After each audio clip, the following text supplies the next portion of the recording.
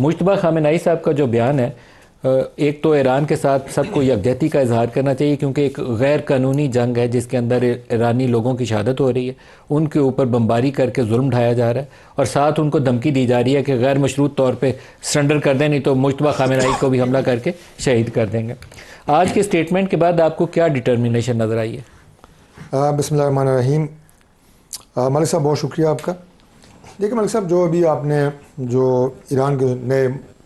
Supreme leader ہیں مجتبیٰ خامنہ ای صاحب، ان کا جو بیان ابھی میڈیا پہ سامنے آیا ہے اور آپ نے ابھی اپنے پروگرام میں بھی اس کو چلایا ہے، دیکھیے ہم سب نے جو ایران کے اوپر ایگریشن ہوئی ہے، اور اسرائیل نے آج سے 2-2.5 ماہ پہلے بھی ایران پہ جو بمباری کی اور اس وقت بھی شہادتیں ہوئیں، اور ان کی بہت اعلیٰ سطح کے جو عسکری قیادت تھی اور جو ان کے ایٹمی سائنسدان تھے انہیں اس وقت بھی ہلاک کیا گیا اور شہید کیا گیا۔ اس وقت بھی ہم نے مذمت کی تھی، اور آج بھی ہم نے بڑی کھل کے اس کی مذمت کی ہے۔ یہ ایسی صورتحال ہے کہ جسے میں سمجھتا ہوں کہ پاکستان کا بچہ جو ہے وہ کنڈیم کرتا ہے، لیکن اس کے ساتھ جب ایران کی طرف سے ہمارے جو دیگر برادر اسلامی ملک ہیں، عرب کنٹریز ہیں، خلیجی ممالک جنہیں کہتے ہیں، وہاں پہ جب اٹیک ہوئے تو وہ صورتحال جو ہے مزید تشویشناک ہوگی، کہ ان ممالک کے ساتھ بھی ہمارے بڑے قریبی بڑے برادرانہ جو ہے وہ تعلقات ہیں۔ اب پاکستان جو ہے اس کے لیے یہ سچویشن میں سمجھتا ہوں کہ بڑی چیلنجنگ ہے اور بڑی نازک صورتحال ہے، اس لیے کہ ہم نے اس لڑائی کو کم کرنا ہے، خطے میں امن لے کے آنا ہے، اس لڑائی کا حصہ نہیں بننا۔ اگر پاکستان بھی اس لڑائی میں کسی ایک سائیڈ بھی اپنا وزن ڈالے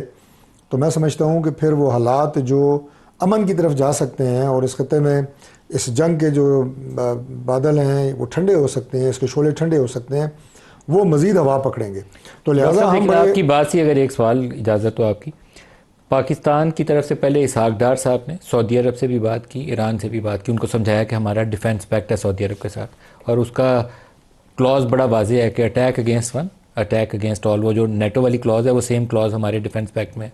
اس کے بعد فیلڈ مارشل صاحب گئے اور خالد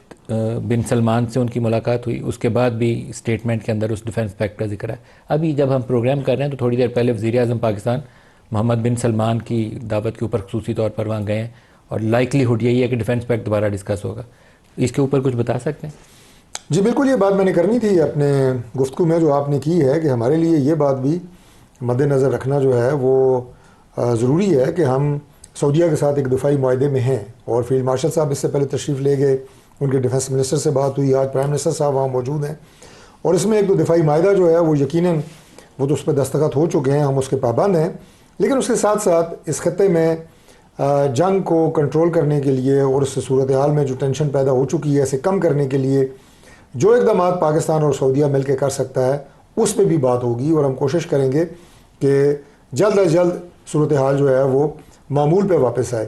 دیکھیں اس وقت پوری دنیا جو ہے، آپ نے کہا مل کر کوشش کریں گے، تو پاکستان سعودی عرب کوئی جوائنٹ میکنزم کے اوپر بھی بات کر رہے ہیں کہ باقی ممالک سے بھی انگیج کریں؟ دیکھیں بات یہ ہے کہ ہم قطر سے بھی گزارش کی ہے، ہم نے ایران سے بھی گزارش کی ہے، آپ نے خود بات کی ہے کہ اس ٹینشن کو جلد از جلد کم کیا جائے۔ ابھی جس طرح ایران نے کچھ شرائط رکھی ہیں کہ ان شرائط کے تحت ہی صلح ہو سکتی ہے، یا ابھی جو سپریم لیڈر کا بیان جو دکھا رہے تھے، یہ ساری چیزیں یکدم فوری طور پہ تو نافذ العمل نہیں ہو سکتی۔ یقیناً یہ ایسے سٹیپس ہیں کہ آپ کو 1 2 3 کر کے لینے ہوں گے، اور اس خطے میں اگر آپ دائمی امن کی بات کریں اور دوبارہ ایسی صورتحال پیدا نہ ہو تو یقیناً کچھ ممالک کو اس میں گارنٹیز بھی دینی ہوں گی، اور کچھ ممالک جو ہیں اس میں بطور ثالث بھی اپنا کردار ادا کریں گے۔ اب پاکستان کا جو کردار ہے وہ ایک ثالث کا کردار ہے، اور پاکستان جو ہے وہ تمام برادر اسلامی ممالک کے ساتھ اپنے ان تعلقات کو سامنے رکھتے ہوئے